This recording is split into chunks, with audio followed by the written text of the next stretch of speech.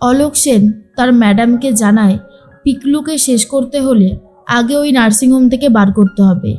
Doctor রানী যেভাবে ওকে guard দিয়ে রেখেছে, নার্সিংহোমে ঢুকে কিছু করাটা পসিবল হচ্ছে না। কি করব ম্যাডাম, আপনি বলে দিন। এর মধ্যেই অনিশা, যাকে দেখতে হুবহু অনিশার মতোই লাগছে, কিন্তু সেই মেয়েটার শুধুমাত্র ছায়াটুকুই দেখা যাচ্ছে। সে আবার মুখে কথাও বলে না, সবটাই লিখে লিখে জানায়। সে লিখে জানায় রানী আর পিকলু দুজনকেই শেষ হতে হবে রথযাত্রার দিন। আর অলোক সেন বলে, ঠিক আছে ম্যাডাম, যা বললেন সেটাই হবে। এর মধ্যেই দুনির জন্য নিজের হাতে খাবার নিয়ে এসেছে দুর্জয়, খাইয়েও দিতে থাকে। রানীর ইন্ডাকশন ওভেনটা নষ্ট হয়ে গেছে।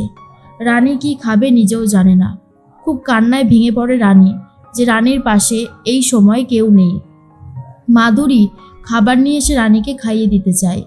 রানী মাধুরীকে জড়িয়ে ধরে বলে, যে মানুষটাই আমার পাশে নেই, সেই মানুষটা খাবার পাঠালে আমি কেন খাবো বলো তো? আসলে দুর্জয়ই এই খাবারটা পাঠিয়েছে। মাধুরী খাবার নিয়ে চলে যাচ্ছিল।